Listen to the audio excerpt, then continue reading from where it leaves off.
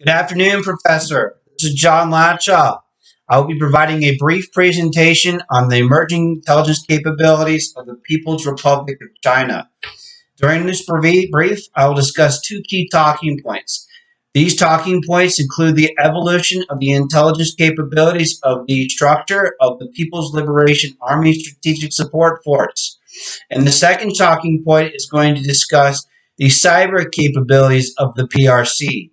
Both of these intelligence capabilities seek to undermine our national security and our economy. All right. When discussing the first key talking point, the People's Liberation Army Strategic Support Force, China in 2015 decided to break down the general departments within the intelligence. All right. And then they decided to move that to what's called a strategic support force.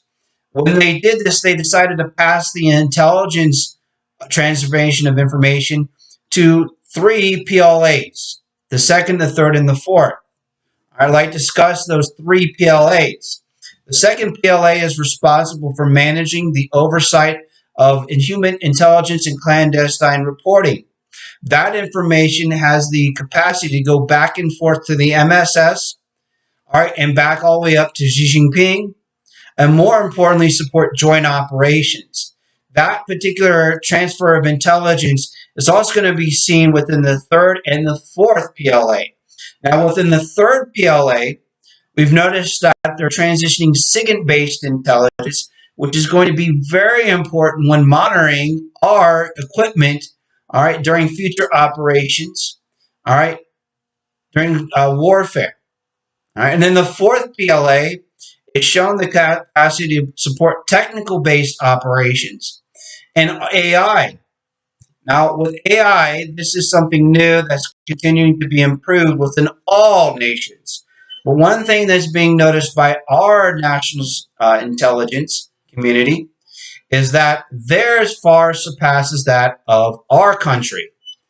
One thing that they're starting to determine is that their AI within the PRC is starting to learn our military intelligence doctrine, military doctrine, how we like to fight, how our equipment operates. Now, why is that important when comparing the fourth PLA to the second and the third? When you have those all together, this allows them to create and support joint operations against our military quickly and more rapidly. Now, when you want to look at this specifically for future warfare, all right, nothing could be more possible than if China decides to invade Taiwan. The fact that they possess this capability to break down their intelligence more quickly, more rapidly, has the capability to assist them against us and counter us if we were to try to invade or support an invasion of Taiwan. The second key takeaway that I want to talk about is the cyber-related espionage activities of China. All right, it's been well known and well documented that China maintains a very active cyberspace platform. All right, they're trying to do this as a economic, political, and strategic objective. They recognize that they wish to be competitive on the market compared to everyone.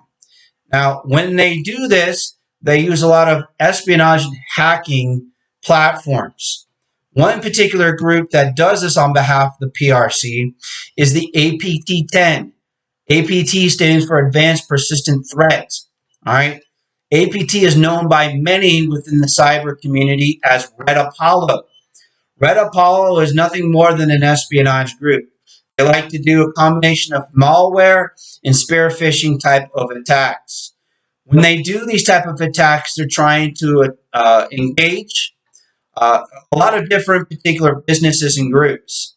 Those type of groups that they like to attack are construction-based, engineering, aerospace, telecom, and government-based institutions. All right, within not only our country, but from Europe and Japan. What are they trying to acquire when they hack our computer infrastructure? Well, it's been well documented that they're trying to acquire our technology. All right, the technology that they're trying to acquire is our military technology. Why is that important? Well, there's two things that they're trying to do with that information. They're trying to gain it so they can use it, reformat it, and create their own particular military technology and equipment. And two, understand how we fight.